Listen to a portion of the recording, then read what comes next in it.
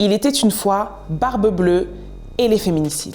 Ce qui les dégoûtait encore, c'est qu'il avait déjà épousé plusieurs femmes et qu'on ne savait pas ce qu'elles étaient devenues.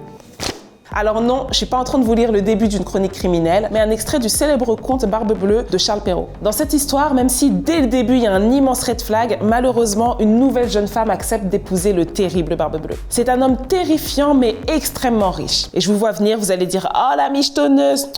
On est au XVIIe siècle. Niveau conditions féminines, on avance un petit peu, mais en termes d'indépendance financière, on est loin d'être au top. Donc ce mariage pour elle et sa famille, c'est juste une opportunité comme une autre. Bon, en fait, elle va très vite regretter ce choix le jour où elle découvre dans une pièce secrète, non pas un, non pas deux, non pas trois, non pas... Bon, vous avez compris, énormément de cadavres des ex-femmes de Barbe Bleue. Et elle comprend assez vite qu'elle est la prochaine sur la liste quand son mari lui dit: par ta faute, tu vas mourir. Déjà, toi là, qui t'a dit d'aller fouiller dans mes affaires, wesh? Bon, ok, c'est pas tout à fait écrit comme ça, mais vous avez compris. En gros, il retourne la situation contre elle pour la faire culpabiliser. D'ailleurs, dans la première morale du conte, l'auteur écrit: la curiosité, malgré tous ses attraits, coûte souvent bien des regrets.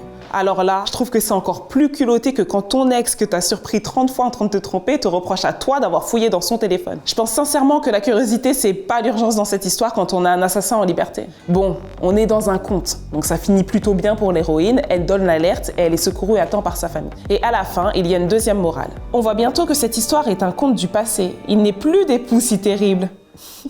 Alors là, il se fourvoie complètement le Charles Perrault. Dites-vous qu'il a écrit ça au XVIIe siècle et qu'aujourd'hui, en 2025, une femme meurt encore tous les 2 jours assassinée par son compagnon ou son ex. Donc des barbes bleues, il en reste encore beaucoup.